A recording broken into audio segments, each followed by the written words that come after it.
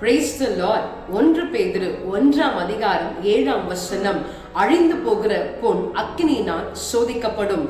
அதை காட்டிலும் விலையேற பெற்றதா இருக்கிற உங்கள் விசுவாசம் சோதிக்கப்பட்டு கிறிஸ்து இயேசு வெளிப்படும் பொழுது உங்களுக்கு புகழ்ச்சியும் கனமும் மகிமையும் உண்டாக காணப்படும் என்று சொல்லி வாசிக்கிறோம்.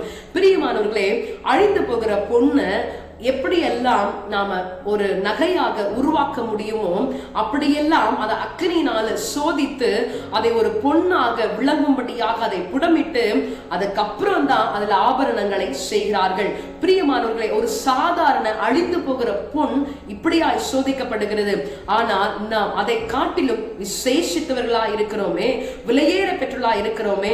நம்முடைய விசுவாசம் அப்படியாக சோதிக்கப்படும் பொழுது நாம் சோர்ந்து போகாமல் நம்முடைய காரியத்தை தேவனுக்குள்ளாக நாம் விட்டு கொடுக்கின்ற வேளையிலே அவர் மகிமை உண்டாக, நமக்கு புகழ்ச்சி உண்டாக, நாம் கனமடையும்படியாக அவர் நம்முடைய வாழ்க்கையிலே காணப்படும் பொழுது அது வெளிப்படும் என்று சொல்லி வாசிக்கிறோம்.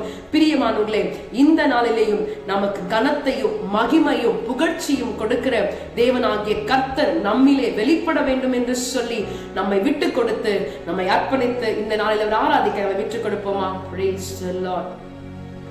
விசுவாசத்தாலே நாமும் பிழைப்போம், பசுமை செழிப்புடன் வாழ்வோம். இயேசு தேவனை நம்பினோரே பசுமை செழிப்புடன் வாழ்வோம். இயேசு தேவனை நம்பினோரே விசுவாசத்தாலே நாமும் பிழைப்போம்.